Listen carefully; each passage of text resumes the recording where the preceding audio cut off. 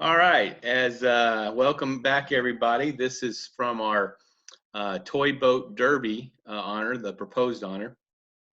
This past week I actually talked to the NAD honors task force, and it was suggested that maybe we call it toy boat regatta honor. So we may change the name as we go through the process, but like I said, everything's still in flux. This may or may not be the final requirements. When hopefully it will become an honor. And if nothing else, I hope you guys learned quite a bit from it. I had some good feedback that from the task force when they looked at it. They seemed to like what it said. So hopefully it will keep going. I've got some good feedback from some other people across the country who are accessing this video. I'm just kind of showing people how to teach it.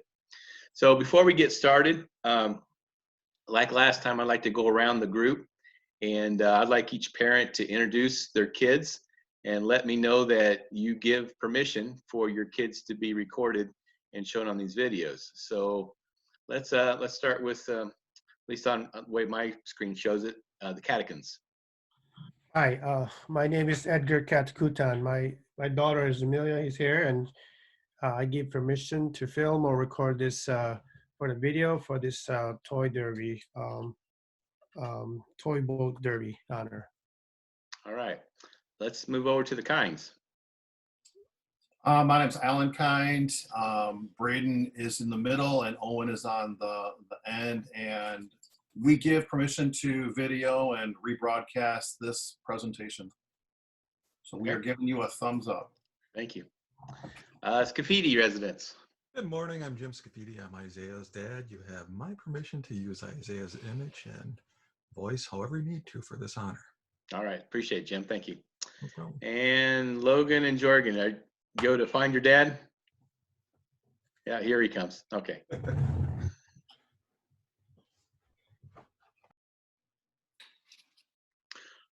Jorge, we're just going around the circle and we're asking all the parents to introduce themselves and give permission for their children to be recorded for this video. Sure. So if you could introduce yourself and who your kids are. Say that again? If you could introduce yourself and who your kids are.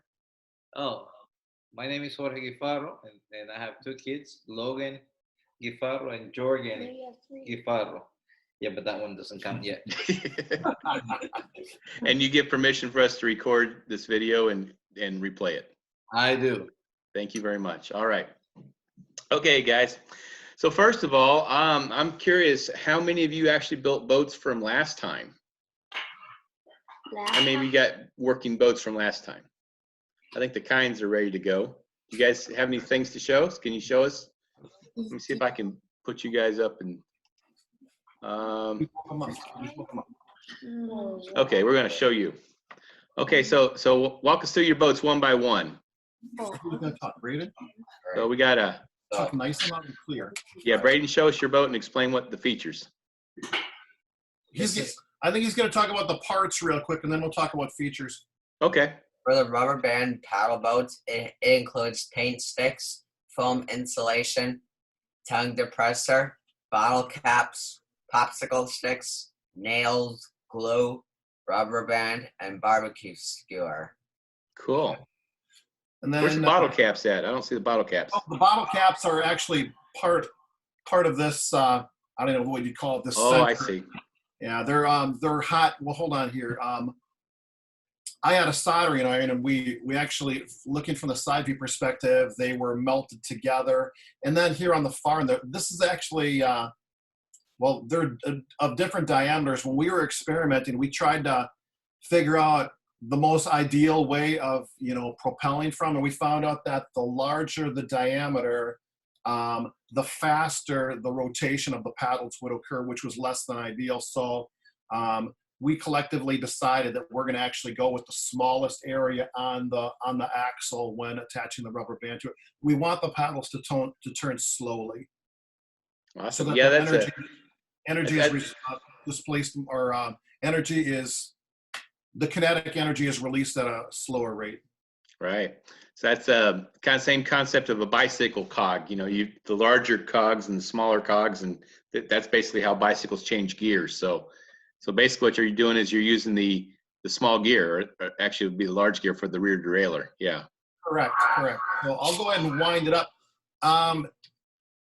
So when I release this, because it's not underwater, it actually releases pretty quick. But the theory is when it is in water, the resistance of the water is going to slow down how the paddles actually release. So that has not been yet confirmed, but we believe it'll actually release much slower than it actually is right now. So I'm not going to wind it up to its full potential. And you're right. When you get when it's trying to push against the water, that's really going to slow it down. And Right.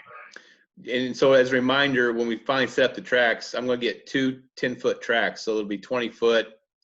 And we'll probably have 1 foot for you to set up the boat. So basically it'd have to go 19 feet. So one thing to remember is you may have a boat that goes really, really fast, like, with your combination of rubber bands or whatever, but it's got to go the distance too, not just fast. So, I've got a real quick question for you. When we first started this, we never really talked about parameters of the boat. And it's kind of too late to go back now, but do we want to at least think about the minimum length, the maximum length, or I don't know if you've given any thought to that or not. Just a thought or question. I did think about some parameters, and obviously I can't have it too long because they all have to fit within that first foot before we turn them loose. Okay. But as far as that, no, I want the kids to be as creative as possible. I'm anxious. I don't want to, give a lot of rules that they have to get around. Basically, obviously, I've got the width of the track. Right. And, so if it weren't for that, I wouldn't mind if they made it wider. But it sounds like you don't want that length to exceed 1 foot. Yeah, so it has to be less than a foot, obviously. So that's actually perfect, I believe, because these paint sticks that we use, I believe they're literally 1 foot long. So I think I'm still compliant. But I'm going to just go ahead and release it real quick so you can see how the rubber band, uncoils. So here we go on 3. 1, 2, 3. Oh, very and nice. Once again, when underwater, we believe that will, release the kinetic energy much slower than it just did. Have you filled up the bathtub and played with it in the bathtub yet? We have not tested in water. No, we have not. That looks like a steamboat, Al. Like Mr. Morrow suggested last week, there are so many different things you can find on the internet, YouTube. So this is kind of a hybrid with some different things that we saw on the internet. It's our own version of what we saw. Yeah, I want to not. So in response to your question, I don't want to put I don't want to put any more criteria on the boats that I have to, because I'd like for the kids to be able to find used materials out of their trash, and recycle them and be creative. I'm looking forward to creativity. So I think that's a great idea. Well, especially with social distancing, the last thing we wanted to do is to go to a store and buy things. So everything basically came out of the recycling bin. Exactly. Yeah. I don't know. Maybe Owen could take a little bit of time and talk about one of the other boats that we worked on as well. So I'm going to turn it over to Owen here a little bit. All right. Let me see your boat, Owen. Yeah. This one looked like styrofoam, right? It's made out of 2-inch foam insulation, a rubber band, and some hot glue, and a little bit of material from a soda bottle is what this one's made from. Very nice. So this one, I think it'll work, but I'm not sure if it'll work quite as well as the other ones. So this one, basically, this paddle in the middle is actually, it's obviously not connected to the boat itself. The only thing that connects to the paddle is the rubber band that goes completely through the boat. So once again, when in water, we'll release. I don't know if you saw that or not. It happened pretty quickly, but once again, in theory, we believe it's going to release much slower than it just did. I love that both boat designs are completely different. I mean, they still use rubber bands, but it's a completely different design. So when on your worksheets from last week, you can draw kind of your design. So that's very nice. All right, what else you got? Well, maybe Owen can talk about his sailboat a little bit. The 2 sailboats, obviously a little bit of help from Dad went in, and that's why the 2 sailboats look pretty similar. Owen, do you want to talk a little bit? Well, pretty much stand up. You talk. Mm. Get in the video. Slide over. Look at the screen. This is a sailboat. It's made out of toothpicks. Read your list if you're not sure. Okay, yeah. It's gonna have toothpicks, hot glue, foam insulation, part of a soda bottle, and a half a pool noodle. A pool noodle. I'm not sure if that came out clear. So looking at it from the end view perspective, it's actually a tri-hull. Oh, The I reason see. for that, we're trying to have some stability in the water, and that's why we came up with that tri-hull design. Yeah, so if you remember the one example I showed you last week, you have to worry about that. If it starts to flip over, then everything goes chaotic. So yeah, So no, to keep it We balanced. That's avoided the great. keel. We avoided the keel, but created the tri-hull to give that some stability. Very creative. I like that. Nice job. And you got one more boat? I think we actually showed them. You know, Did you show everything? these two are pretty similar. That's why you Oh, might I be see. confused. But the two sailboats are fairly similar.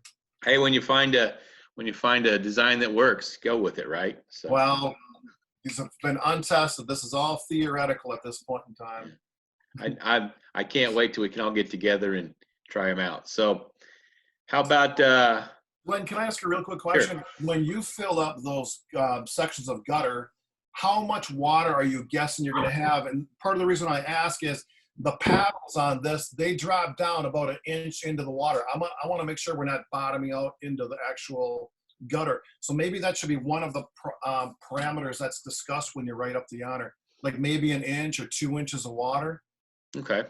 Yeah, I'll matter of fact, I can measure it before we leave here today. Okay. All right. Anything else from the kind residents? No, Good job, guys. I think we're good. Thank you. Awesome. I think Amelia, you're still working on your boats, right? From right here. Yeah. How about Isaiah? You got I'm anything to still- show us? I mean, I drew it. Okay. I can show you that. Let me. All right. Awesome. That's good. So basically, you've got a hull that kind of looks like a rowboat kind of thing, right? Yeah, And then you've got a rubber band connected at the front. yeah, and then it connects to the two rudders and or not the rudders, but the two things on the side. Yeah. So you actually have two paddles. That's kind of nice. So Yeah. so you'll just have to make sure that when you do yours, it's not too wide where it won't go through. Yeah. Yeah. Okay. Look forward to seeing that one built. Okay. So let's get into, actually, let's do a quick refresher on last week's or last part. Glenn, did you want to see real quick, do the Guafaro boys have anything that they wanted to show? Oh, yeah, I forgot to ask. So I guess Gafaros, did you have some boats? Logan and Jorgen, need John mooch yourselves. Yeah, we do. Awesome. Apologize, I didn't see the way I had my screen. Go first. You have something to show us? Yeah. You go first. Okay, so this is what I made, and it spins. It's made out of rubber, band, popsicle sticks, and hot glue. Very nice. So wind it up for us. Let's see how where's the rubber band hang on to the hull at? It's kind of up from the back, isn't it? Yeah. And yours is kind of like the kind's second boat that we saw where it had it in the middle. Mhm. Yeah. Very nice. Nice boat. Very nice boat. Good job. What about you, Logan? So this is a boat that is made out of corks on the sides and on the front. Popsicle sticks. And a hug juice bottle. Uh-huh. Yeah, so I put it for the bottom. So how's rubber band connect to it? Yeah, so it goes like this. So you see this wooden part? Uh-huh. It hangs to the cork and onto the wooden part. Oh, so that probably keeps the boat from collapsing on itself, doesn't it? Yeah. Very nice. Good job. So yours is kind of like Isaiah's, where it's got paddles on both sides. Really cool. Okay, is that everybody? I want to apologize for almost overlooking Logan and Jorgen. Everybody? Okay. So let me figure out how to share my screen. Exit full screen. And I'm looking for the button so I can share my screen. Here we go. Okay, can you guys see my screen? Not yet. Mm. Oh, we do. Now you can see it. You should Yeah. see the picture of the patch. We do not see it, Glenn. Oh, there we go. There we Okay. go.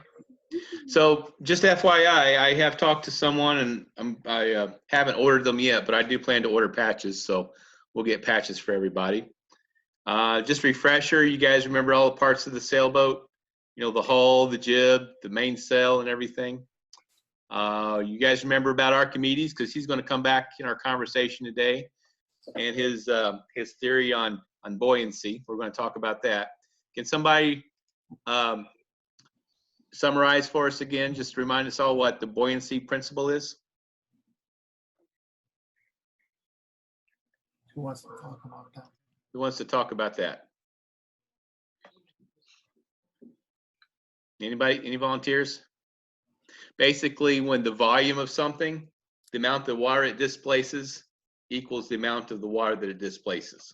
So in water's case, it's 62.4 pounds per cubic feet.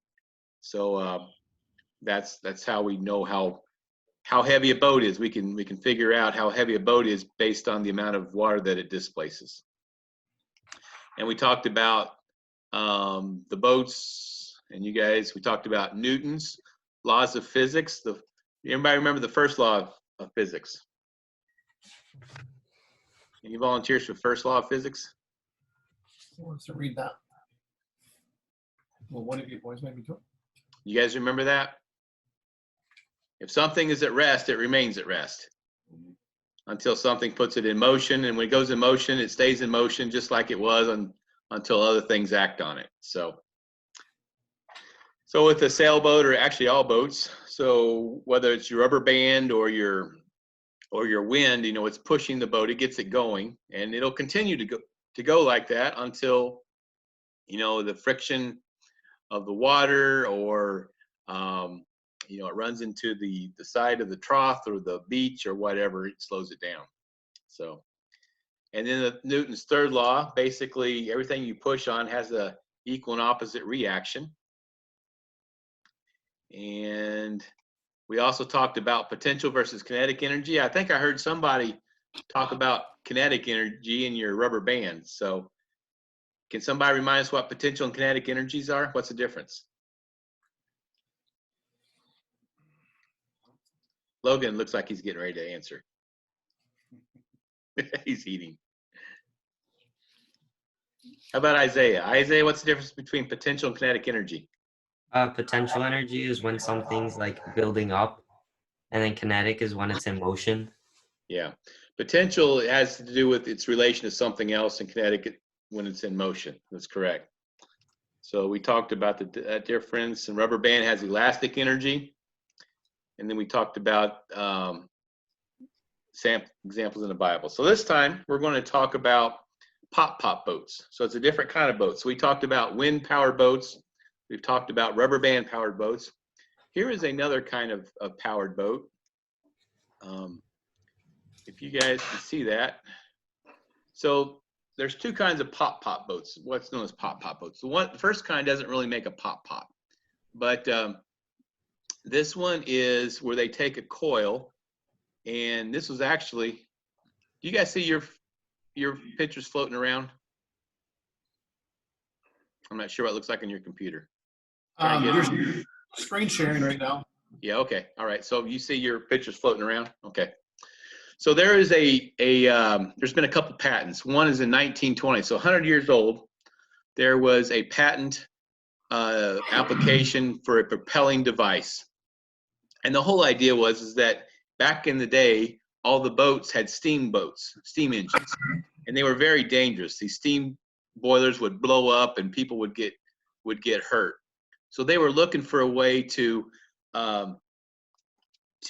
provide a better mechanism to make boats travel. So what they were doing is they took these coils and they would somehow heat them, and they proved it worked by using toys. There's no parts to lubricate, there's no pistons, there's nothing like that.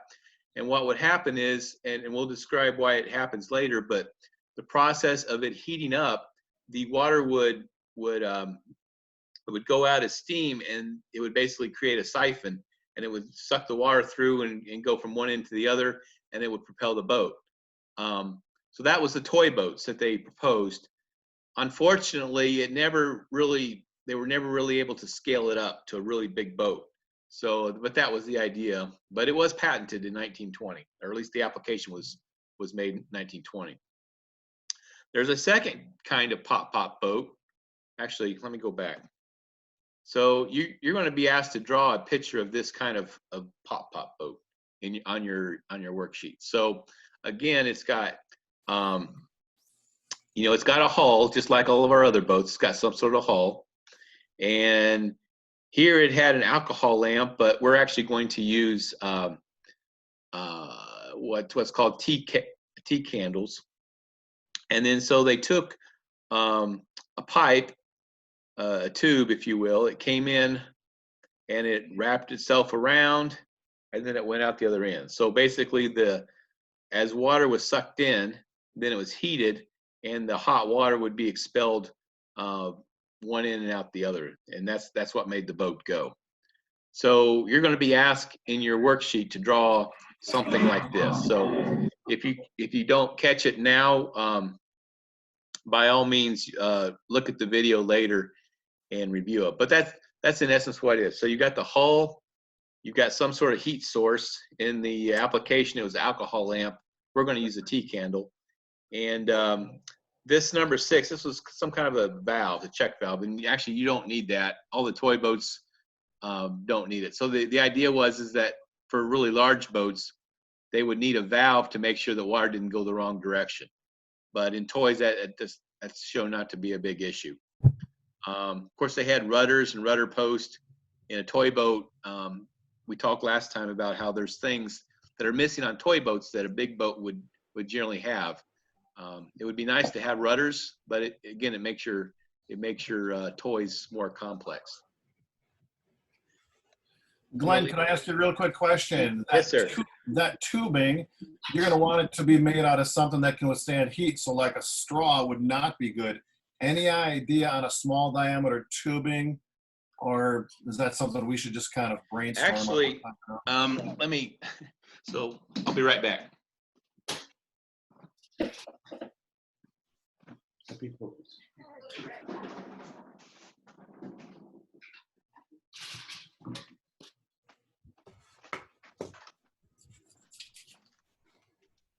So I have to admit that I've really struggled with this one. I'm not asking you to build one, but I'm going to keep trying until I build one. So I went to I got this from Menards, a copper coil. Let me make myself bigger here. Does everybody see a copy of the picture? I think I can't see it too far. We see your screen share right now. So okay, so basically, you get small copper tubing, and this is what typically people would get for the ice maker in their refrigerator or something else like that. I struggled because every time I tried to curve it, I would crush it. I bought a little gadget that's made to bend copper tubing, and it would work, but it wouldn't get it as tight as I needed it. And I looked at lots of YouTube videos. You'll find where they stick sand in tubes. They get them really hot, and the sand inside the tube as you bend it, it keeps it from collapsing. I've seen videos where people will take and they'll pressurize it with water, and it's pretty complex with all the fittings and things that they have to solder on the end. The simplest one I think I found, and I tried it this morning, and it looks like it's going to work. Basically, just filled it full of water, and then I set it in my freezer overnight with both ends hanging up. So I didn't close up the ends, so it's not going to bust when it freezes. But this is full of ice. So if you see, and this morning I got it out, and I was able to figure out I can turn this pretty good, and it doesn't collapse. So later today, I'm actually going to go out around a pipe, and I'm actually going to wrap it around the pipe, and with the ice still in it, and the ice keeps the tube from collapsing. And once I get to the right shape, I'm going to just let it go, and the ice can melt, and then I've got my perfect shape. So as far as the diameter, let's see if this was the smallest diameter that they had. It's a 1/4 inch OD, 1/8 inch ID. So that's what I'm going to use for my boats. You can make one like this, but it's not required. The other one's much easier to do, and that's the one we're actually going to demonstrate today. So I just wanted you to know that I've tried a bunch of different ways. I failed at pretty much everything, and I think this one's actually going to work. So I'll let you know how that goes. Answer your question? Yes, sir. All right. Everybody got that drawn? So that's the first kind of pop boats that we have. Even though it doesn't go pop, all the videos I've seen of these, it's more of a constant fluid. It just, once the water starts moving, it just continues to flow. So we're going to talk more about that. The other kind of pop boat, and this is the one that's a little bit easier to do. This is a picture of a patent that was submitted in 1934. This was actually submitted as a toy boat. They realized that this could never scale up, but they made this as a toy boat. And if you ever go antique shopping, look in the toys.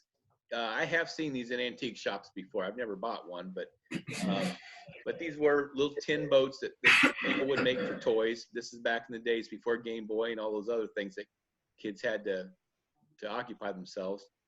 And so how this works is this basically has an envelope, a flat envelope. And so when you look at the patch on her that I had, the picture, that's kind of what I was trying to imply is this kind of boat. These are the most popular kind and the easiest to do. So basically you make like an envelope, and out of that envelope you have 2 straws that come out of that. And for this one you can use plastic straws. It would probably be nicer to use the copper or some other kind of metal tubing, but plastic straws work pretty well, and I'll show you how. That's how I'm going to demonstrate today. You just have to be careful about melting it when things get really hot. So so what happens is that water is in the envelope, and when it gets hot, it turns to steam.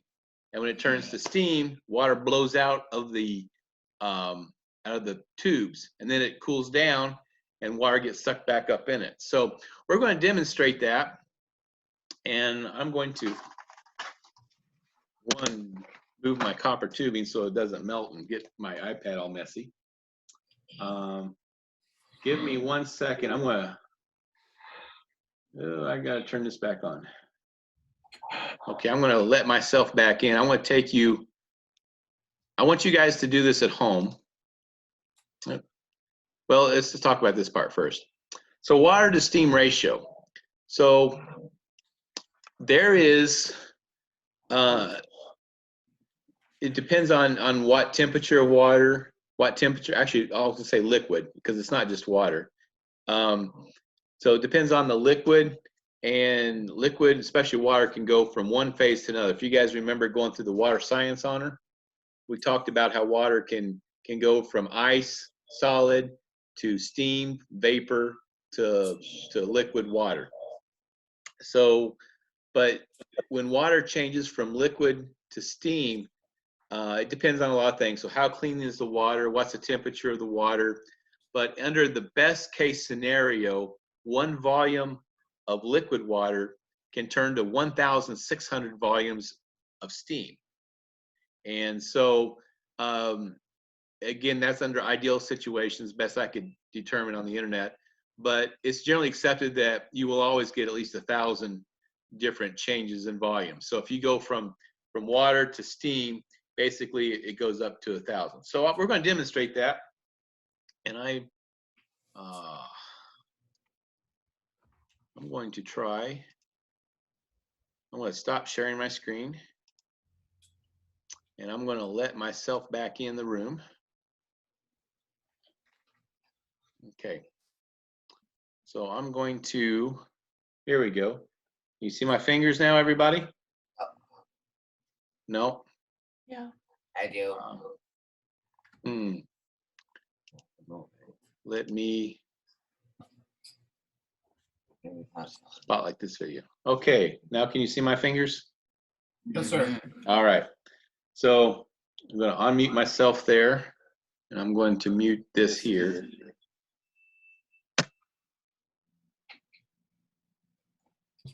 Okay.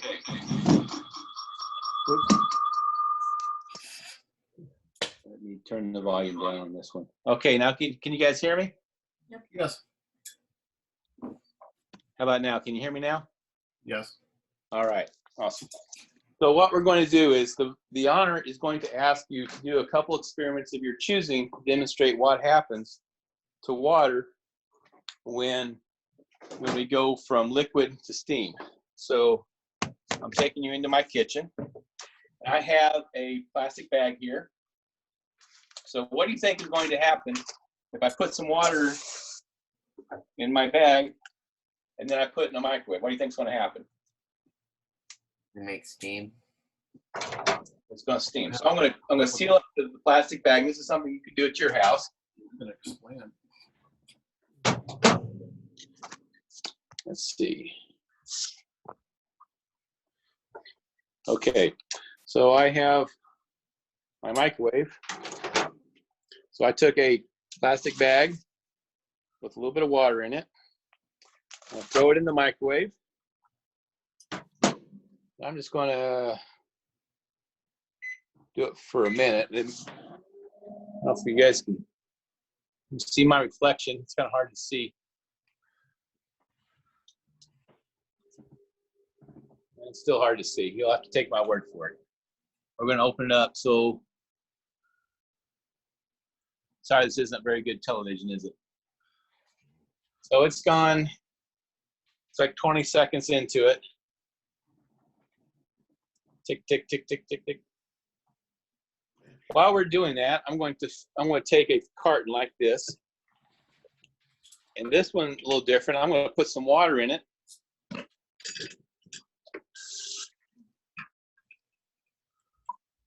A little bit of water, slosh it around.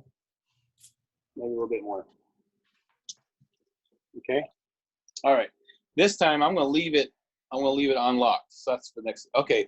So the water in the bag has been in there for 1 minute. Open it up. Look at that. See how it's puffed up?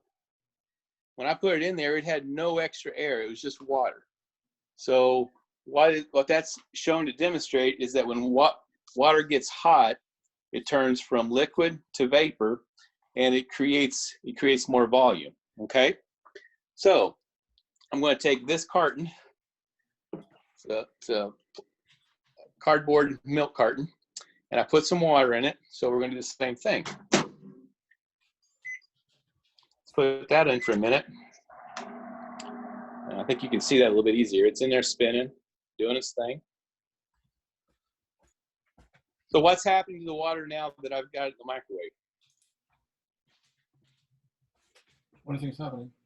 What's happening? And then Condense. When it cools down. So inside the carton, it's not completely full of water. So the rest of the volume of the carton of milk, which is water, it's actually turning to steam, right? So we're going to wait the other 30 seconds. Actually 23, 22. And I've got my little cap handy. Cap can fill it up.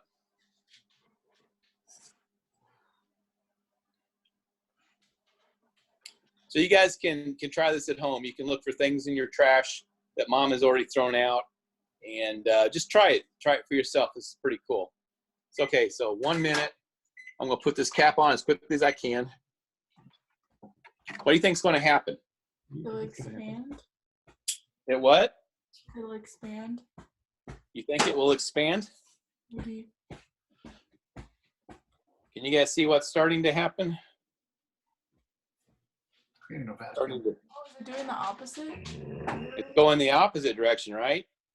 A vacuum is being created. Because there's steam inside, and then I closed it. Now it's cooling down. So when it's cooling down, it's that steam. Can you guys start to see that? How it's really sucking in the sides? Tell you what I'm going to do. I'm going to put that in my refrigerator, and we'll pull that out later in our morning, and we'll see how much it really collapsed. I did that early in the week. It was pretty kind of cool. It collapsed it pretty good. We'll see if I have the same success this time. Okay. So I'm going to go back over to my computer, and we're going to look at, let's see here.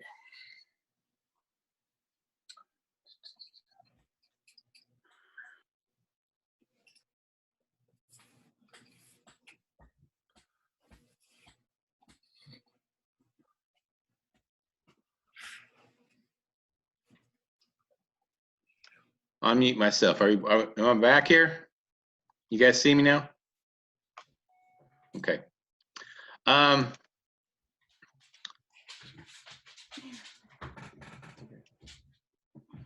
So You're being broadcast.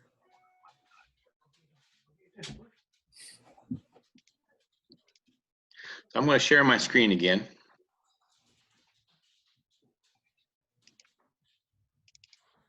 Okay. You guys there now? Can you guys hear me? All right. Yes, sir.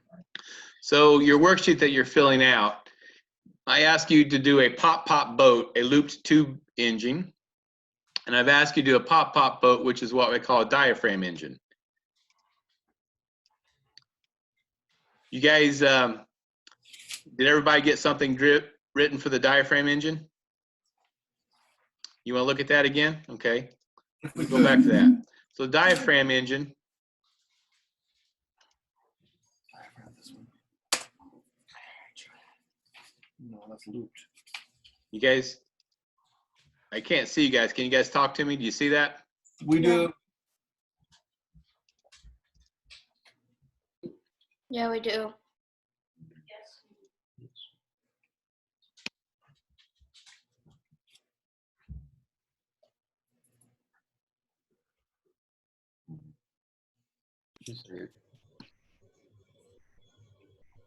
I can't hear anybody. I wonder if, did I lose you? Oh no, we still hear you. Yeah, we still hear you. Did you turn your volume back up? No, it's just a quiet, that's all. We can hear you. Okay. So diaphragm engine. I keep losing your pictures here. So if you look at the diaphragm engine, let me move this around. The diaphragm engine has basically a diaphragm, and maybe it might be good to wait till after we actually make one, then you can draw it up. But it's basically like a little envelope packet.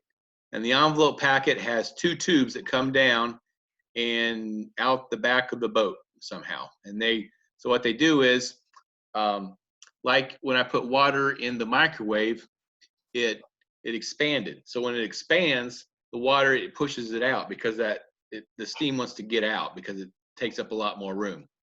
But then as it cools down, because it sent all the water out, it sucks water back in because it gets cooler. So that process of pushing water out and sucking it back in, that's what's going on inside of a pop-pop boat. And the cool thing, the reason why they call it pop-pop boats, these are kind of the coolest to actually, when they get going, you hear that it makes like a little pop, pop, pop, pop, pop, pop, pop, pop, and just kind of a sputter boats. The coil is more of a constant flow. It's a continual flow, and pop-pops, it's more of a spurt, spurt, spurt, spurt, spurt. That's kind of the difference between the coil version and the diaphragm version. So let me find. So the honor asks, what happens when liquid water turns to steam? Can somebody want to try to answer that? What happens when liquid water turns to steam? What's the answer? it will expand. Oh, I'm sorry. I've got you on mute. Can you hear me now? Now I can hear you. So did you guys answer that? What happens when water turns to steam? It'll expand. It will expand, yeah. So what happens to steam water as it turns liquid?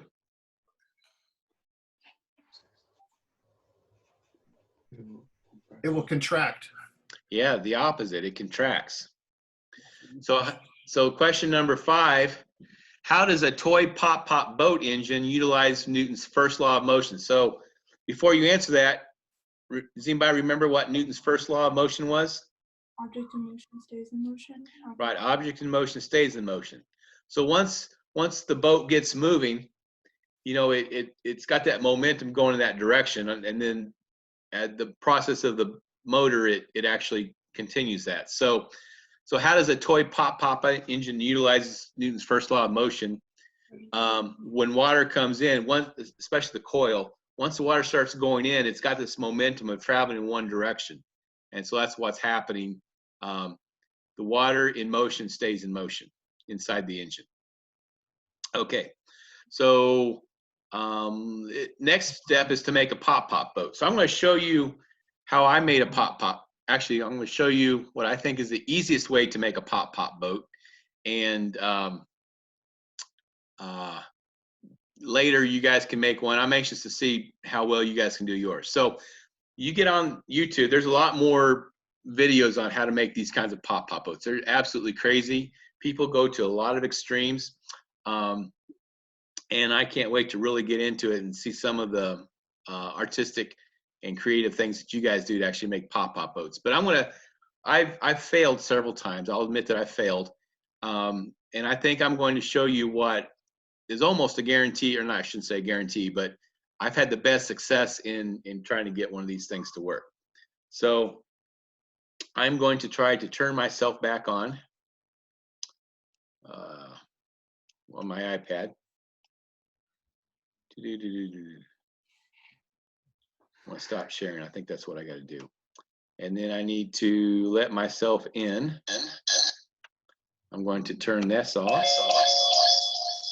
I need to turn this on.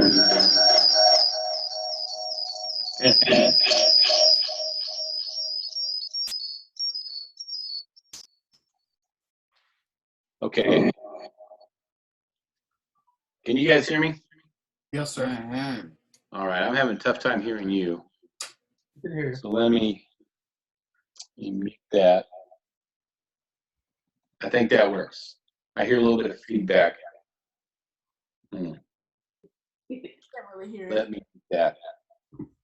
Now can you guys hear me? Yes, sir. All right. Let's try this. Okay. So we're going to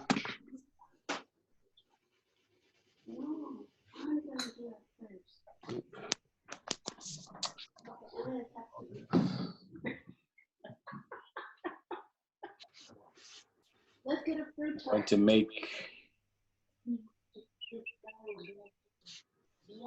my balloon. Okay.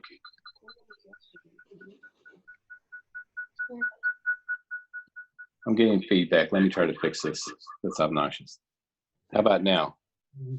You're good.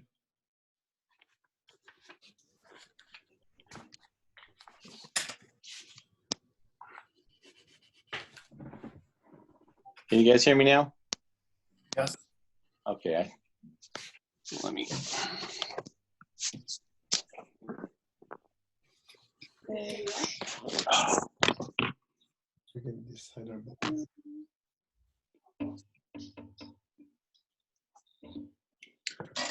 Here we go. All right. So I'm going to tell you, and again, I'm not encouraging you guys to drink sodas, but if you guys go to like Walgreens or CVS, you can get these really cool soda cans that are tall. So here's what a normal soda can looks like. So these really tall ones are really nice for the boat hull. You can do other kinds of holes, shorter holes. Here's an example last night I did with some kids that were over at my house. We were talking about this. You can see I used like a chocolate milk carton that you might get at school. That actually worked, but it was very hard because it got off balance really too easy. So we're going to make a boat that kind of looks like this guy right there. And by doing that, so again, it's easier to have something that's taller than a normal soda can. But even if you don't have that, there's probably other things, and you guys are pretty creative to find things around your house. I would suggest to you that this is one that you should try to find something metal. So soda cans work well. If you actually want to go to Lowe's or Home Depot or something, Menards, you can actually buy some sheet metal or some aluminum. I would suggest you get it as thin as you can. But I'm going to show you how to make it with cans. So first thing we're going to do is we're going to make a diaphragm. So when I make a diaphragm, I wonder if I could turn this around here. Okay, I think this might be easier this way. So I'm going to take a soda can, just a normal soda can. And this is where I would strongly suggest you have your parents help you a little bit. So I've taken a utility knife and I get it started. I don't cut the whole thing with a utility knife. You can do it, but I found it's awkward to hold it, but it's good to get started with some kind of a knife like this. So you stick it in, you go, not at least a third of the way, but not all the way around, because if you go all the way around, then it's hard to hold the other side and do it too. So then on the other end, again, I do the same thing. I stick it in the can, and I'll go, I don't know, about a third. You see it's already starting to get kind of weak, and it's tough to do. Then I take a normal pair of scissors and make sure these aren't your mom's really good scissors that she uses making dresses. Make sure she's okay with you doing this. And then I start cutting around. Now, the reason why I say when you get it started, make sure you go at least a third of the way. I found out that when I just started, let me turn the volume up.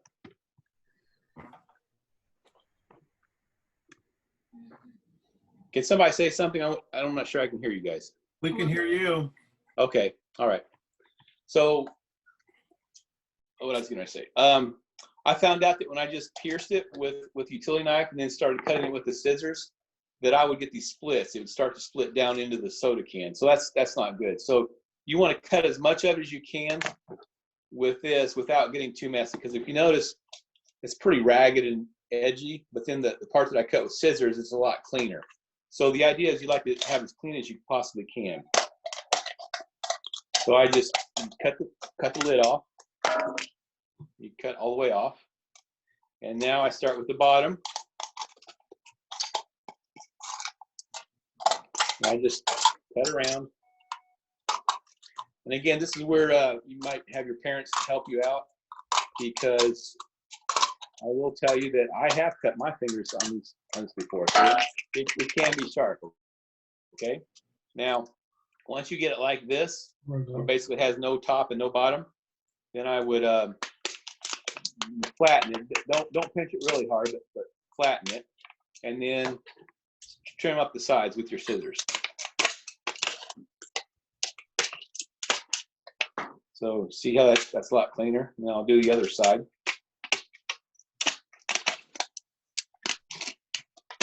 Okay, so now I've got a soda can that I've cut the top and bottom off, and I've trimmed up the sides, and now it's kind of flattened. Although it's not, I didn't pinch it hard, I just kind of flattened it to flatten it. Now I'm going to take, there's probably lots of things you can use around the house, but I had one of these and it worked out really well. So everybody know what these squares look like. I just took mine apart, so now I have basically a metal ruler. Guess what, guys? I heard that 12-inch rulers, they're not making them any longer. Did you hear that? It's a joke. They're not making them any longer? Okay. All right. So let me see if I can get a good picture of what I'm trying to do here. So what I've done, so I'm going to lay this metal ruler down, and I'm going to try to bend it up on its edges. I'm using my fingers. And then once I get it on my fingers, and I'm going to take a pair of pliers. Now this pair of pliers, notice it's I call them channel locks. They have like a blunt edge as opposed to like a needle nose that looks kind of like this. This kind actually works better for what I'm trying to do. So once you get that bent, then I'll bend it over with my fingers, and then I take these and then I just crunch it. I mash them up really well. The whole idea is that you want to make sure that you have this airtight. Now, lots of videos out there will show you where people use like plumber's putty or some kinds of glue. I haven't had the best luck. And again, this is what I found works best for me. Now, once I've done that to one side, I'm going to do that to the other side. So, same thing. I turn it over. See how that is? And then I continue turning over with my fingers. And I take my pliers and crunch, crunch, crunch, crunch, crunch. Mash it in there really good. Okay. Now, that probably is good enough, but just to make sure, I'm going to turn it over because the whole idea is you want to make sure this is as airtight as possible. Able to flip it over and use your ruler if you have to. Like that. Flip that over. I found out when I didn't use a ruler, I wouldn't get a very straight edge, and it's very hard to turn over and over. So now that I've turned them over again, I'm going to crunch them again, squeeze them as tight as I can. And while we're working on this, I'm going to get my glue gun going. Start getting it hot when we need it. And then I'm going to turn around and do the other side. And just to make sure, I'm going to go one more time. So basically, it's a total of 3 turns for each side. And if you can do it with your fingers, that's great. If you need to use your ruler, that's great too. But the cool thing is when you get this done, you can actually feel it's like a little pillow inside. You can tell this definitely airtight, which is what you're looking for. You want to make sure that it's good and airtight.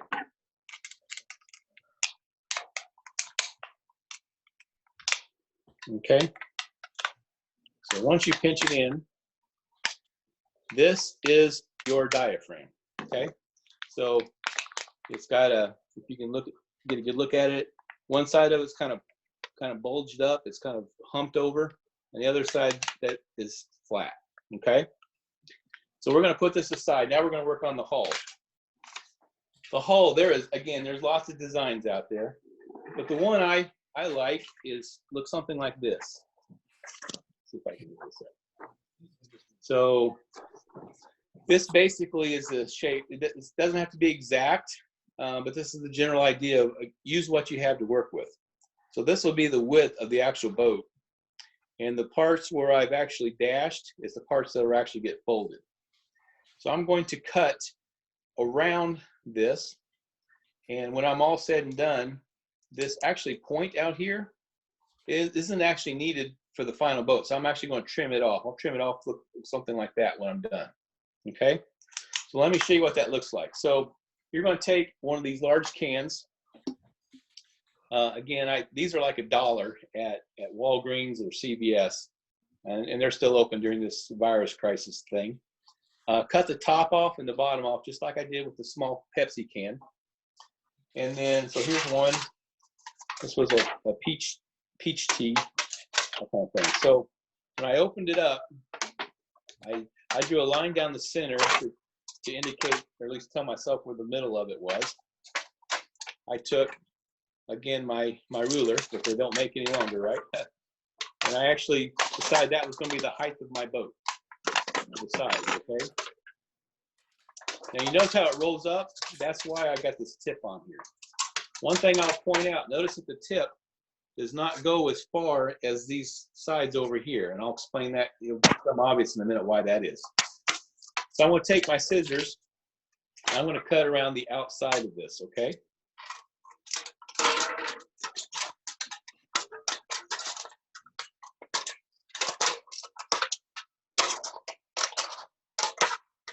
There's one side I cut. Now this other side, see how ragged that is? This is actually going to be an exposed edge, so that's why I'm going to make sure it's a nice edge. If I had more to work with, I would maybe roll it over so somebody wouldn't cut their fingers on it, like I did with the Pepsi can. Okay, the bottom pretty well cut, and the top is cut. So I'm going to cut these parts out just to make sure that you get my scissors.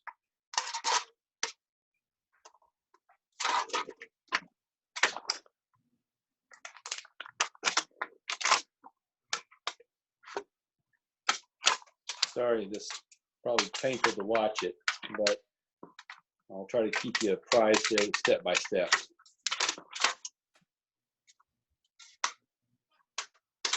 Okay. All right, so you see the top. Okay. Now, another thing I'm going to do, I'm actually going to cut this section, just this section right here on both sides. This section. So I'll show you what that looks like.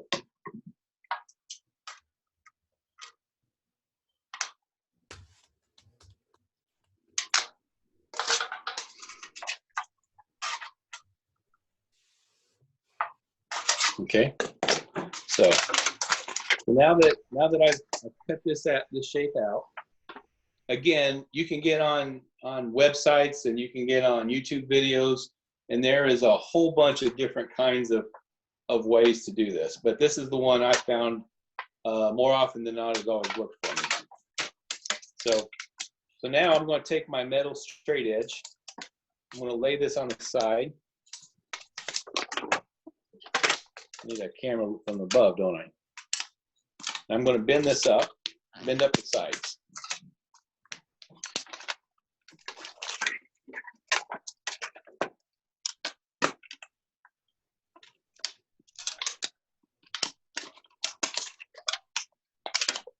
And then bend them back a little bit.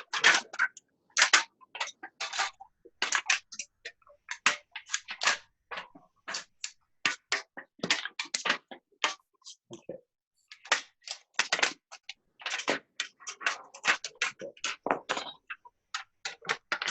Oops, I forgot to bend these edges down here on the end.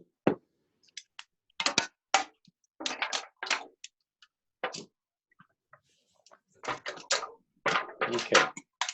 Now, so what I've done is I've basically created two edges to my hull. And this will be the front. And then the back end, I'm actually going to fold up, and that will be the back of my hull. So it's going to look something like that. Okay? Guys see what I'm doing there? Now I'm going to take a glue gun. I have seen people use epoxy glue. If you have some of that, that would be great. I just didn't want to go through the habit of using a lot of it, because this is, I think most everybody has a little glue gun around your house. But having said that, there is lots of ways that epoxy glue, I think, would be a lot better because it doesn't get hot. When I use glue guns, it gets hot, and it can burn you. It is a burn. And it takes a little while to set up too. So I had some, I'm not seeing them. I had some clips, so I'll have to try to hold these with my finger. It's very, very hot, trust me on this one. Okay. All right. So that got one corner done. See how that works? Now I'm gonna work on this corner now. I'm gonna put some glue on the inside.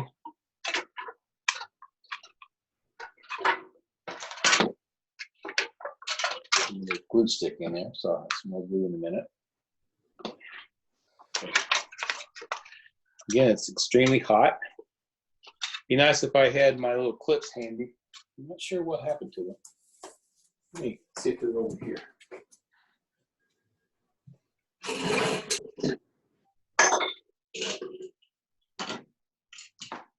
I found them.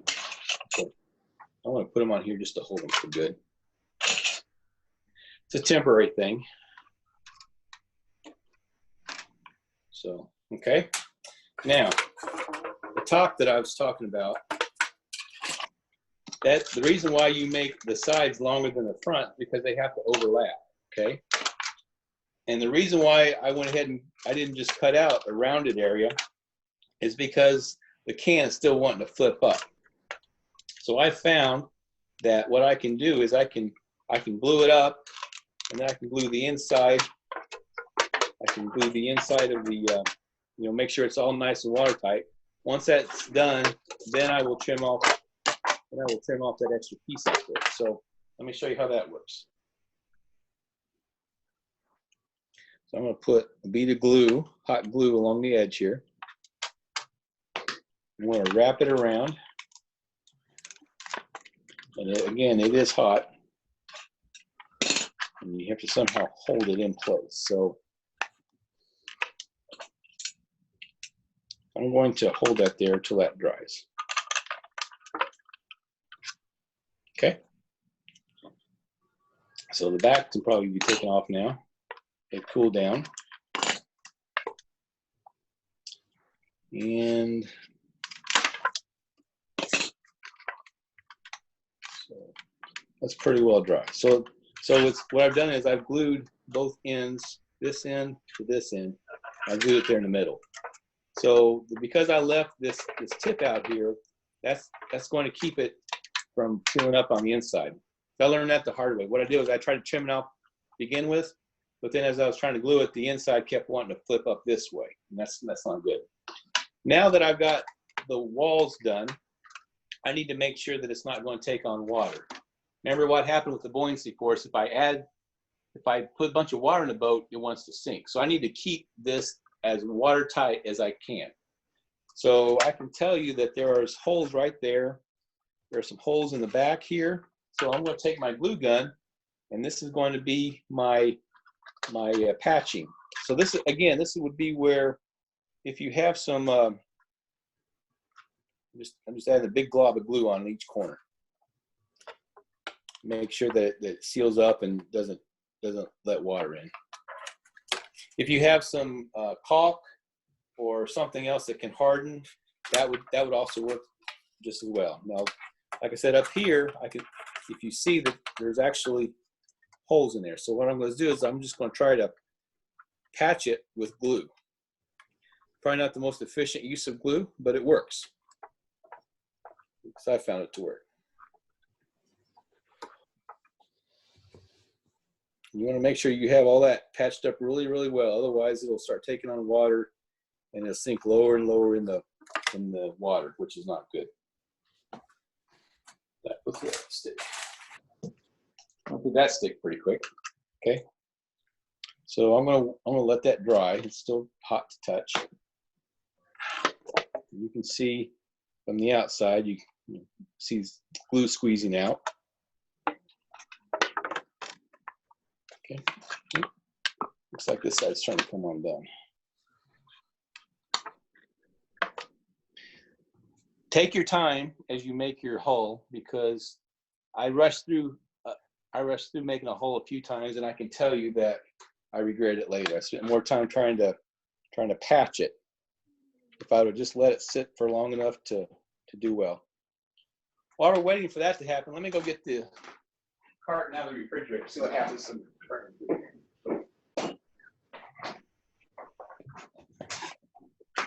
It hasn't completely cooled down because I can still feel hot water in there. See how that's completely crushed around the outside?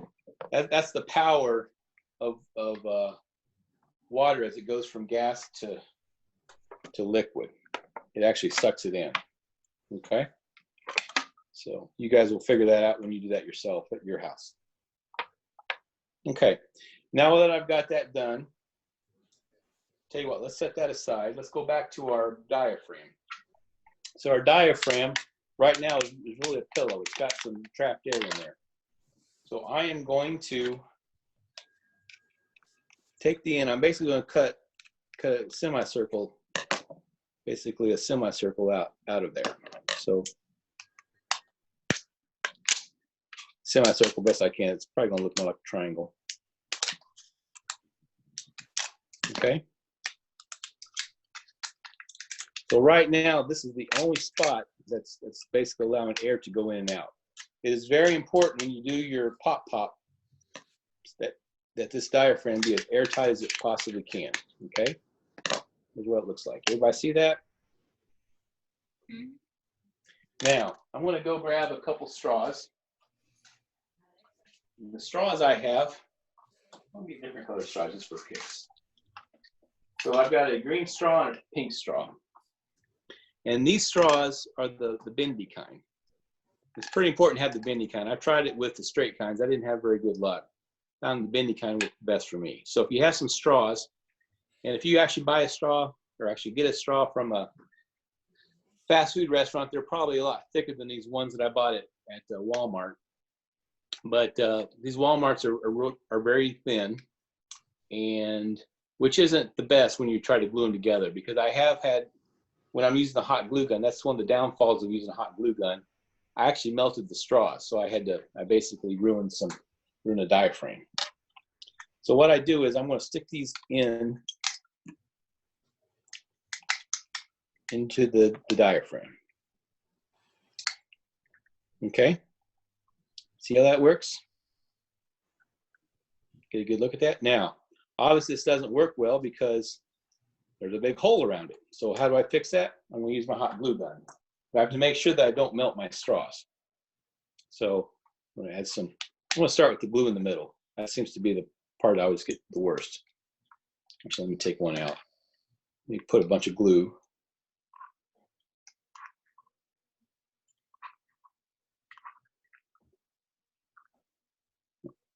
Okay. I may have goofed up here. I may have plugged my straw. That's not good. Nope, that's not good at all. I'm gonna grab another straw. What I did was I just plugged it full of, I took some hot glue and I basically stuck the end of the straw in it. So the straw has to get through the glue. Okay. All right. So now I'm going to add, I got both straws in there, so I'm going to add glue around it. I'm also going to add some glue here on the edges because I found that seems to be a part where I get air to come through. Let's glue this end. Again, I would say that if you have some of the epoxy glue, that would be best because it won't melt your straws. Okay, so I'm going to let this cool just a little bit, and I'm going to test it a couple different ways. I'll show you how. Let's see, what else am I going to do? Okay, so let's go back to this. Now that's sufficiently cool. I'm going to test it out. I'm just going to stick it in water and see if that works. So I've got a bowl of water here. Let me turn you around here.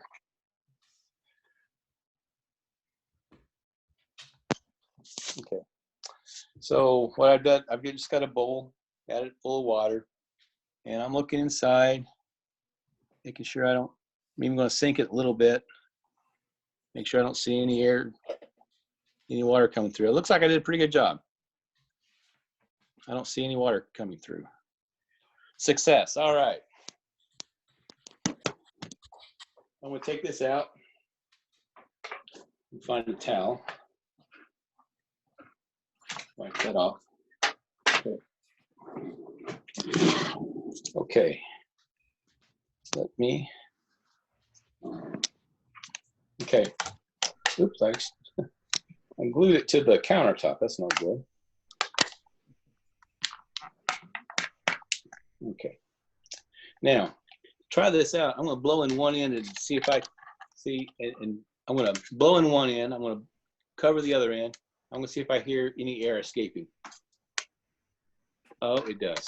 So I've got some air escaping. To figure out exactly where, I want to try it in water. I don't know if you can see this. See what's happening. Now I know exactly where air is coming out at. So what I need to do is I need to add more glue in that spot. So that was coming out right here between the straws. So I'm going to see if I can glue some more glue in there. And if I can do it in such a way to not melt my straws. It's very important to have this airtight and watertight. I'll put a little extra glue just to make sure, okay? I'm going to set that aside and let that rest for a little bit. Now that I know that this is good, I'm going to cut this extra part off. I don't need that anymore because it's holding. Okay? All right. Kind of a flat looking boat, but again, we're going for function here. Again, there's some really, really cool looking speed boats that you can find patterns to. To do it in one shot, I always had to make at least 2 or 3 attempts at it because I know if you don't get them just right, they tend to tip over or some of the other things. But again, I encourage you go out there on YouTube and look around. There's a lot of cool videos. Hey, you know, Glenn, yes, can I ask you a quick question? Yes, sir.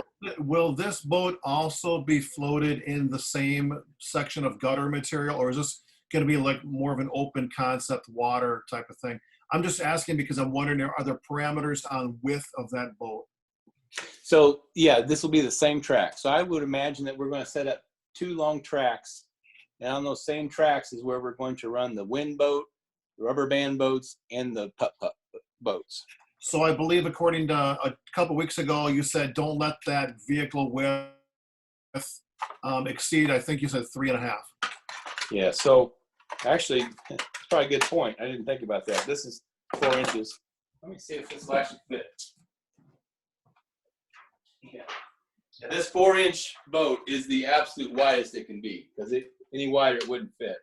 But yeah, so again, I just winged it when I drew up the. So you should make your boat a little bit skinnier. Good catch. Again, I didn't. There's a purpose that why this doesn't have any dimensions on it, because you can make it almost any size or width or length that you want. But that's the general idea. Okay. All right. I'm going to try it again now. Okay. So I'm able to blow it up, but there's still somewhere there's still a leak. And right between the two is where I'm getting the. Well, let me add just a little bit more glue there. Sorry about that. But I can tell you, don't rush it because I rushed them, and you spend more time trying to patch them later. And you got to be careful with the hot glue gun because at least these straws, I can melt these straws. I have melted the straws before. Okay, I think I got it down in there good now. So when I get to the point where I know that there's just a little bitty spot, instead of trying to blow, I'm actually sucking. And so it can hold a suction. So I know it's good now. All right. So what I want to do is, the whole idea, we will supply a brand new one of these for you at the regatta. But if you want to go get them yourselves, these are called tea candles. I was able to buy these at Walmart, and as you know, Walmart is still one of the few stores that is still open as you're doing your grocery shopping for other things. Curiously enough, I didn't find these with the rest of the candles. They're actually over in the hobby section. So you go over in the hobby sections where you can find things like popsicle sticks and that sort of thing. That's where I found a pack of 50. I think I paid like $3.50 for a pack of 50. So they're pretty cheap, but we'll give you a brand new tea candle. So the idea is that we're going to set this tea candle lit. This provides a lot of heat. It will heat this diaphragm up, and that's what gets everything going. So now that I know this, I want to make sure that my straws come out at least past the end of the boat, and I'll explain why. So that puts them down about right here in my boat. I'm going to make a quick mark there. See that mark I made? So I'm going to take my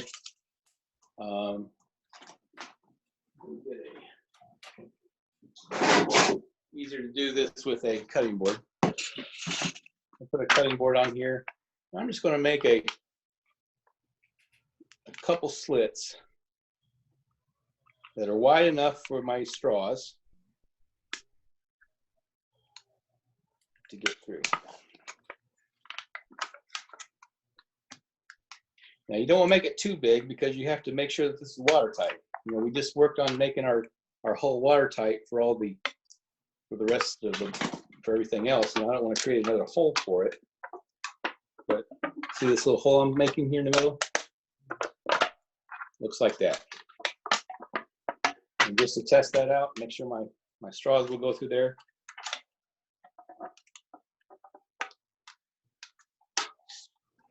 Okay.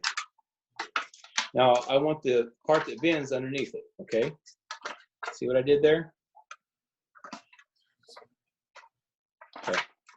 So now here's the part where I can tell you I've definitely melted my straws before. I have to add enough hot glue around these straws to make sure that they don't melt. Okay. And you like for the part where it goes through the metal to be in the bendy part.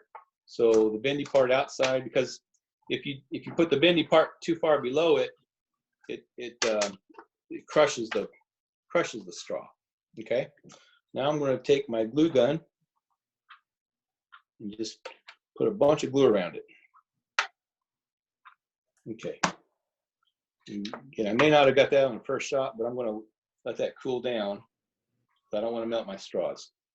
I'll put this on there. Okay. I have to let that cool a little bit. Let's see what else can I do while we're waiting. Any questions so far? So the idea is that eventually I'm going to curl these into a coil, and I'll pretty much do the same thing I've done here. But instead of putting a diaphragm, I'll have the coils go in and out, and they'll actually go out that hole that I just made for the diaphragm. I'm going to put this back in the freezer so I can use it this afternoon. Okay. Again, I'm sorry, go ahead. Glenn, the question I have for you is, that diaphragm, are you speculating, is it being filled with just a very small amount of water, which is being turned into steam? I wouldn't think that envelope's entirely filled with water. It's got to be an open chamber for steam to be generated, correct? So I'm going to show you how to load it. But in the beginning, you basically put water all the way through it. But then by the time you turn it over and put it in the water goes down a little bit. So there is a pocket of air in there. I'm just wondering where you want to focus that heat. Do you want to focus it low on that envelope or in the middle, or is that something maybe you're going to continue to talk about? You know, I don't know that it matters. Just as long as it gets around it somewhere. So like this boat here, you can see I've got it set up closely, but when it gets back quite a ways, it still adds a lot of heat to that.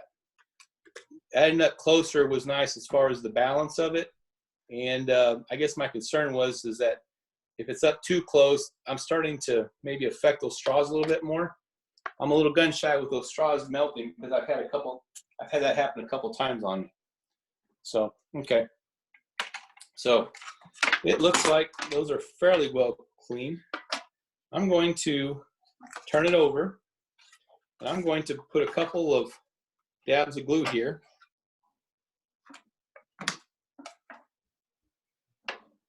To give the straws so they don't flop around on me. Now I'm going to test this out again. I'm going to put this back in my water and see if I have any in the water coming through. Looks like I'm pretty good. I don't see any water at all coming through. We may have a winner here. Hopefully I get that on the first shot. Okay, so I want to make sure that bottom, I think we're ready to go. I think everything's feeling cool enough. Here's how I load it. So I'm going to take a glass of water, put it in my mouth.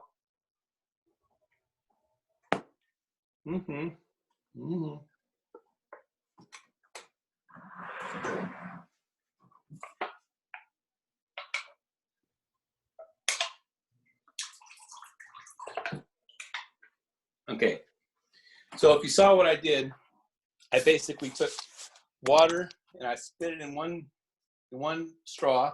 It went inside the diaphragm, and then came out the other straw. That's how I knew that I was filling it full of water. And I turned it over and put it in there. Now, I want to take one of my tea candles. I want to try to turn the camera around here. Okay, so now this is our boat. You can see our boat in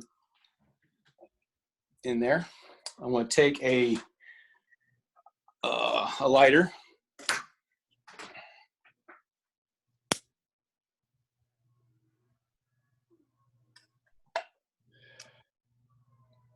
If you notice the heat that my lighter is putting out, it really started it up, but now I have to wait for the tea candle to really get it going. And it may take a minute or two. And if you look really close, I don't know if this will pick up on the video, but you can somehow, if your straws are thin enough, you can actually see some of the air bubbles. See those air bubbles coming out? So that means it's starting. It's pulling water in one side and start out the other side. And Glenn, for this to really work, you need both of those straws under the water. You don't want one sucking in air. You want them both under the water. Correct, yeah.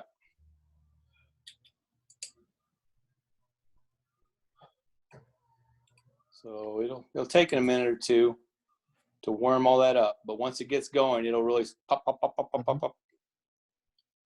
It's like an engine. Yep. Steam engine.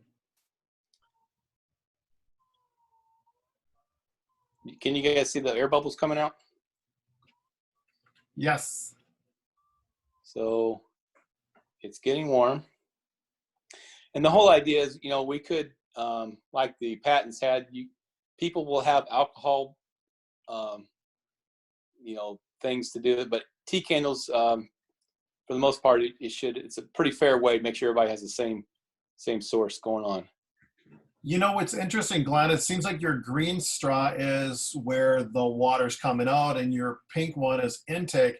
I'm wondering, does that just happen randomly? I mean, there's no way to control that really, is there? You're not trying to control what's inlet and what's outlet. It's just randomly happening. I'll be honest, I'm scared a little bit because it should be coming out of both straws. However, that's part of the theory as to how these things work, is the fact that the air can flow easier in and out of one than it does the other, and that's what keeps the air circulating in one that's what keeps the water circulating in one direction. Because I don't have the other straw bubbling out, I am afraid that maybe maybe have some glue or something that maybe blocking it up. But I have had this happen where only one appeared to be working, but it worked just fine once it really got going. So I could speed this up and put a flame on it and really show you how it takes off, but let's give the tea candle a minute to take over. So again, the big thing is, so notice that if I said, well, there's a little bit of leak, it's not a big deal, I'm not going to worry about it. The problem is that while you're waiting for this tea candle to get lit and going, that you have more and more water filling up. So you want to make sure that that's as dry as possible. In fact, there is actually a little bit of water in there now, so I'm not sure where that came from. But if this were to be a final boat, I would want to make sure that were as dry as possible. So my bubbles are coming out a little bit more, and I'm not sure why it's not really taking off. I'm wondering if my pink straw has some issues. Shouldn't though. I was able to blow in one straw and it came out the other. So it is an open flow concept.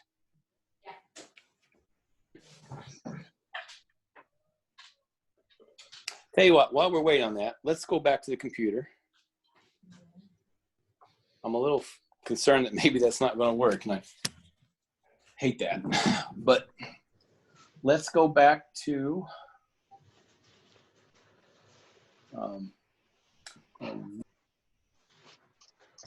all right, can you guys hear me?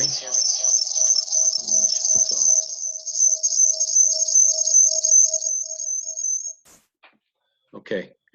How about now? Can I hear you now? I can't hear you. We can hear you, Glenn. Okay, now I can hear you. I'm sorry. let's finish up the rest of the honor, and hopefully that'll take off. And as luck would have it, sometimes Murphy's Law takes over. But that's how you build a pop boat. And so let me turn him off.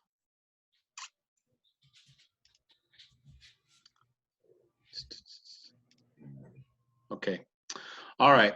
So as Murphy's laws would have it, maybe it's not going to work out on that one, but that's the whole idea of how you build a boat. Again, I'm going to encourage you to go to YouTube and look, but that's the general concept. And for whatever reason, it doesn't quite appear to be working, but we'll check it in a minute again, see how it's going.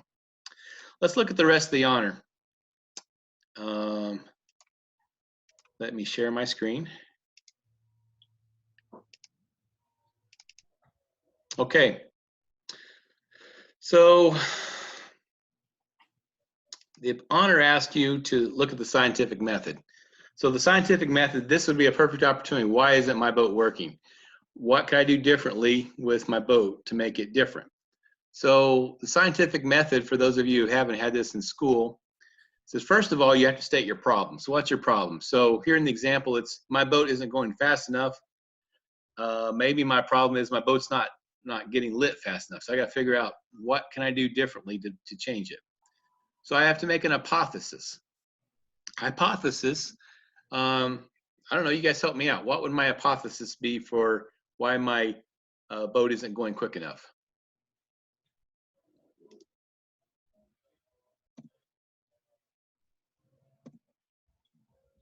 So in this example, the hypothesis would, if my boat was longer, maybe it would go faster. But, you know, maybe I need a bigger diaphragm. Maybe I need a better straw.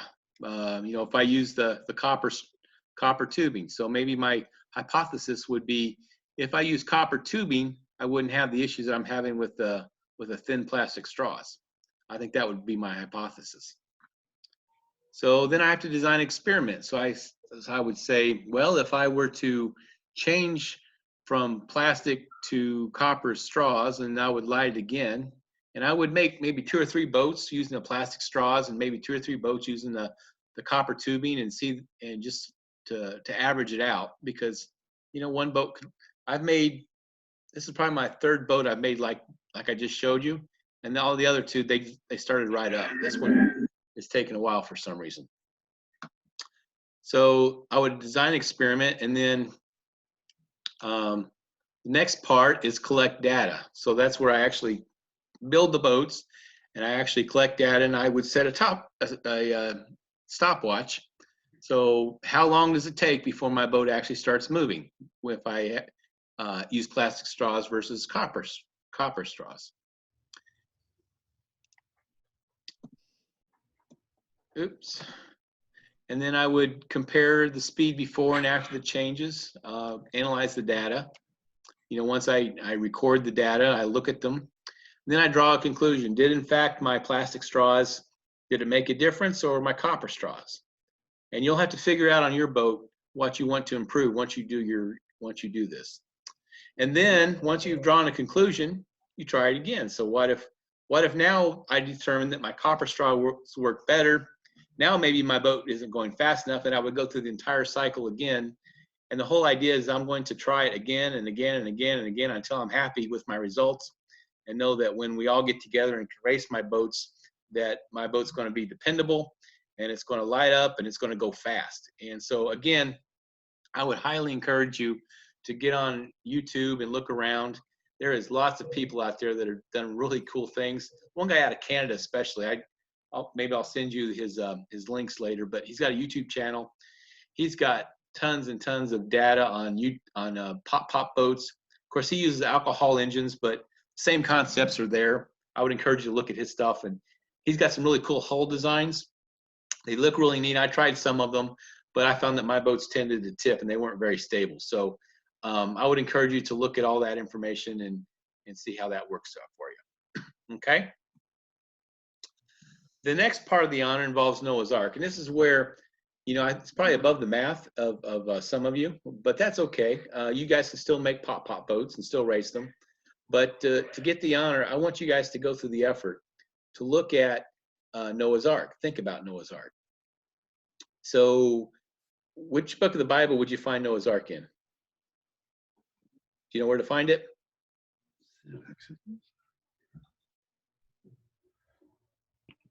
Genesis. Right, Genesis.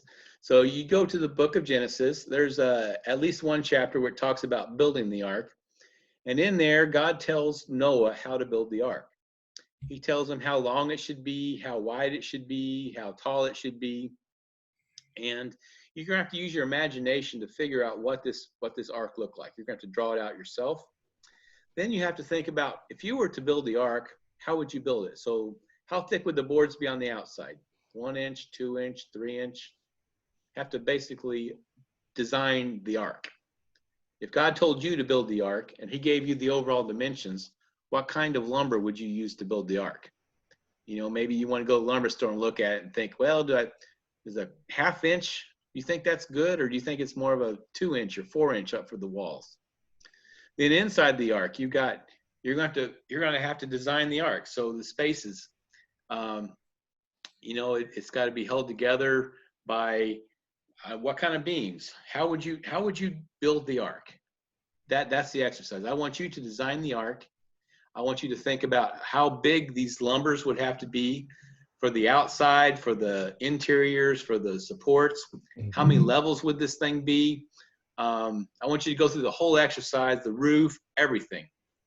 Then once you look at that,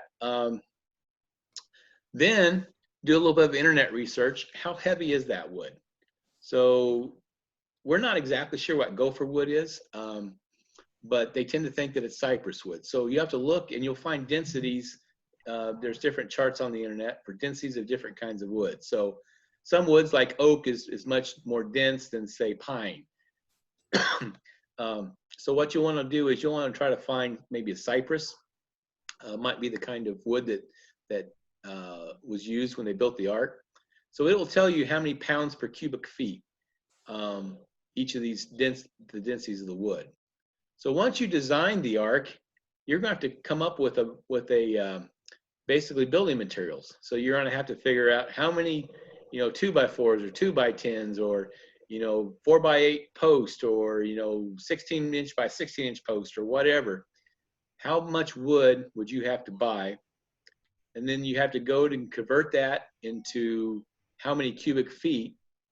And then you convert that to the actual weight of the entire ark. So basically what I'm asking you to do is you need to be the architect for the ark, and given the constraints that God gave Noah, and come up with the building materials. How much would it have weighed? How much would that ark have weighed? Then, using Archimedes' principle that we learned about last time, we know that how heavy that is depends on how much volume of water it would take up. And so when you compare the size of the ark, how much water could it displace? So God gives you the dimensions. How much water would that displace? That can tell you how heavy the ark can be with all of the other, with all of the animals and everything. So I would sit down, and it's just an exercise. There is no correct answer, but there's only correct effort. You need to go through as much effort as you can to design the ark, and then figure out how much would that have ark weighed, and then compare that with the water that it displaced and how much volume or how much weight could it have handled for animals. And then ask yourself some questions. How many animals could have happened on the ark? Think about, you have to make some assumptions. Maybe go to the zoo, or now that everything's in lockdown, you can at least get on some zoos websites. Look at all the animals that they have. Could you fit all the animals at your local zoo, Milwaukee Public Zoo, and onto the ark? You should have. There are some really cool websites. If you've never been to it's called the Ark Experience down in it's in Kentucky. It's south of Cincinnati. It's the Creation Museum. If you ever get a chance to go there, I highly recommend it. It is really cool. They have a life-size ark built down there that you can walk through. They have lots of exhibits in there. They talk about how all the animals could have fit in there. remember, it didn't say that when the animals went in by two, they didn't have to be adult animals. They could have been young animals. So, dinosaurs, if dinosaurs roamed the earth back then, baby dinosaurs could have got on the ark. Not a problem. Elephants and giraffes and so forth. Go through, try to figure out how many animals this thing could have held. And obviously, what's that? We were actually there. Yes. And we bought all the videos that they sell. And all that information is there in case you want me to share that. You want us to share that would be awesome. It's a great, there's some information on their internet sites, on their websites, but by all means, you get a lot more when you go there and visit. So we didn't buy the video. So if you want to share that around the group, if anybody from the group wants to watch that, ask Jorge. Absolutely, yeah, because they have a lot of information there. It's unbelievable. Yeah. I did take a picture there. I don't know where the picture's at, but I took a picture. They went through. Notice it doesn't say that every animal was there. So for example, think about how many dogs we have today. So there wasn't, every kind of dog that you can think of, but there were dogs on the ark. So when you go to that level of detail, there's that much and plenty of room for all the animals. And a lot of animals live in the ocean. Like the big whales, obviously they weren't on the ark. So, but think about all the land animals and I just want you to go through the exercise. So go through a full exercise on designing the ark and figuring out how much the animals could have weighed and could you have put all the animals on the ark. So I'm going to go, let's make sure I'm not missing anything before I turn you loose. Let's see here. And we're going to go back and look and see how my close. I think it may be working, but I don't hear it popping, so I'm afraid something may have happened to it. We talk about the scientific method, so you're going to race your pop boat. How much could animals and other cargo on Noah's Ark have weighed? How many animals could fit on the ark? So think about, could a herd of cattle fit on the ark? Based on what you need to do. So the whole idea is that you're going to show this on a separate sheet of paper. You're going to write down all of your assumptions, write down all of your designs. Basically, I'm asking you to design the ark and tell me how much that would have weighed, and consider that how much would have been left for all the cargo. Okay? So I'm gonna jump back over. I'm sorry this isn't working. I guess if I could tell you something that is part of the concern is it doesn't always work for some reason, and maybe I just need to keep building more of them to get better at it. Let me go back to. Let's see. I have to let myself back in. I need to stop sharing first. That's what happened. Stop sharing. Now I can go. I'm going to let myself back in. Excuse the audio. I'm going to trust the audio again. Okay, can you hear me? No?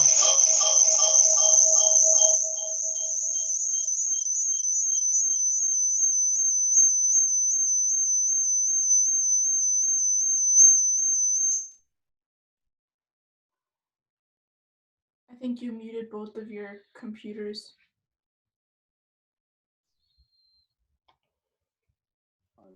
Okay, that should work now. Okay. Yeah, for some reason it's not really cruising. Let me add some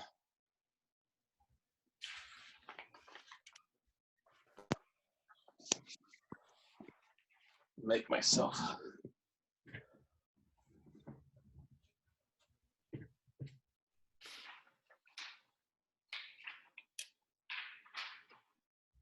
Okay. Okay. So normally it'd be going pop, pop, pop, pop, pop, pop, and going crazy. Let me just add some more heat to it. Let's see if I can really get it to go.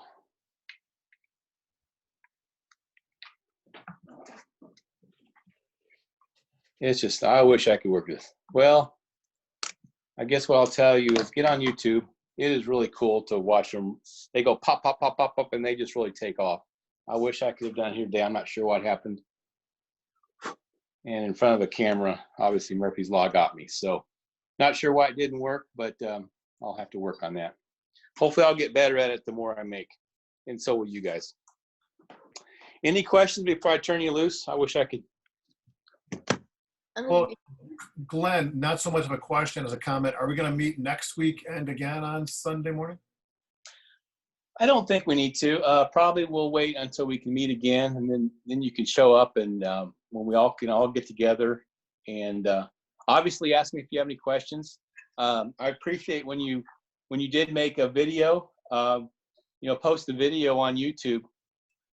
In fact, I think I made a video I sent to my wife when I got that other one working. So I'll post it to YouTube just to let you know I can do it. But I don't think there's a need to meet again unless you want to go over the answers. So when you get your worksheets done, if you want to scan them and send them to me, or wait till we meet again and I'll get them from you. And I am getting ready to order patches, and I'll have patches for you all when we can complete the honor. Uncle Glenn? Yes. Are we gonna show the sailboats? What's that? Are we gonna show the sailboats? Yeah, we're going to do the sailboats also. So if you remember the sailboats, we're going to give everybody a straw the same size, and they'll have to blow it. Did you make a sailboat you want to show off? Yeah.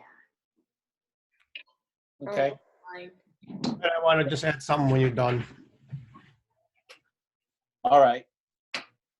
You have sailboats you want to show us, Logan? Jordan, do you want to go? No, you do it. Never mind. I Well, was we'd like to see 'em. just asking. Well, everybody else showed theirs at the beginning, so if you have yours to show, I'd like to see it. If you don't have it, Well, I do. okay. What? Well, I'd love to see it. Alright. So, I kind of made a different boat, but the sail is kind of different. Uh-huh. I made this out of the little popsicle sticks, and since sometimes it would tip a little, I decided to put these, what are these called? Styrofoam. Styrofoam, and then yeah, and quirks on the sides. Good job.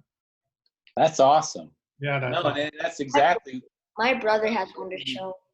That's exactly what I was hoping you guys would do in the honor, is the fact that you do something, realize it didn't work, and there's a better way to do it. Oh, I love this one. I like that one. Tell us about this one. So it has styrofoam on the bottom. It doesn't sink. It's made out of hot glue, popsicle sticks, and paper. Oh, I love it. It looks like the old-fashioned kind. That's an awesome one. I like that. All right. And Jorgen, is it definitely less than 4 inches in width? Will it fit in that track, hopefully? Yes. It will, good. Very nice. That is cool. That is really cool. I love your creativity, guys, all of you. So looking forward to seeing them when we can all get together. Edgar, do you have anything that we need to tell everybody before we hang up? I do. Yes, I do. Thanks, Glenn. Thanks for doing this, Glenn, by the way. We'll get ours going. So because the fact that we're all like quarantined right now, I asked Mr. Ray Balutomos to give us an honor on insects. So I don't have the dates yet, but anticipate in coming that like we're doing right now. I'll post it. And then I know you guys, I hope some of you have been watching my or have looked at my Facebook or Waukesha Pathfinder Facebook. There are some honors there that are available. You don't have to do it as a group. You can do it individually. And if you can show that you have done it, and then you are entitled, or you are getting a patch or honor patch for that. So like, for example, I think Logan was interested in guitar. So if he needs more information, I have some, and those kinds of things. I do have some patches already for our previous honors that we've done. It's just when we get together, I'll hand it to you guys. I have a list of like the names of people that participated with like the whale honor, the virus. By the way, the virus honor, we still got to finish that. And what was the other one? I think safety, we did that. So some of you have not gotten yet, but I do have them, okay? So keep working, and I hope you guys are like, just, it's kind of a hard, but we have to, this is the best way we can do it for now, right guys? What is it that you said about the virus? I said we started the virus, but we never finished the second part of it, and I think we're working on it. Eventually we'll finish it, and we will hand out the virus patches once everybody finishes it. I have everybody's paperwork here. It's a virus honor? Yeah, we did it before this whole thing happened. We started it. After this, you'll all get that. Well, the other thing is, it's on the, if you look in the Pathfinder Facebook, it's also, there's another gentleman that presented that. So if you watch it, and it's interesting. They did it a different way, but it's very basic and straightforward. So if you look at it and watch it, you guys, you should be able to get that done. Okay, it's very interesting. It's really kind of ties in with the coronavirus. It's perfect timing, So I hope you guys are washing your hands, doing all those safety things. You should see my mask. It's a different kind of mask. You guys have masks too? Okay, that's all there. So guys, I'm going to turn this loose, and like my other videos, I'm going to put it on my YouTube channel. I've got some other folks that have been working on some videos that I'm working with, and I'll upload those when I can. So like, if you will, my YouTube channel, or subscribe to it, and I'll try to get the word out whenever we do have more things uploaded. But if you know of any ones that want to teach an honor, I'll be more than happy to use Zoom, and we'll do that, and I'll add it to my list of honors too. So just get with me afterwards, and I'll be more than happy to help you do that. Okay? Sounds good, John. All right. Thank you. Stay safe, guys. Bye. Bye. Bye, guys. Game time. Well done.